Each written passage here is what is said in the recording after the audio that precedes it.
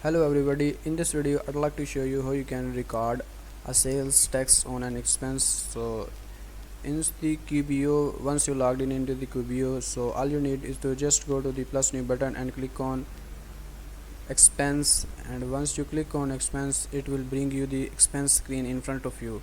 And in this box, so you just fill some basic information. In the box you just select your pay. Let's say our pay is call, telephone, and here you can select your payment account. Let's say we wanna pay this payment via saving account, and here you can adjust your payment date. Here you can adjust your payment method. Let's say our payment method is cash, and if you have any reference number that you wanna use for your own use, you can use that. And you can also use tags as well. And in the category detail, let's say our category detail is automobile. Description, you can add your description. Let's say the description is for sale. Amount, let's imagine 150. And this is the main point of our discussion. You wanna add text on this bill or no?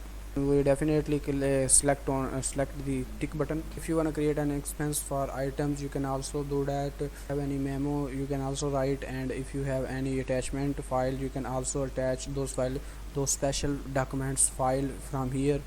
And once everything is done, you just click save and close, and that's how you can record a sales text on an expense.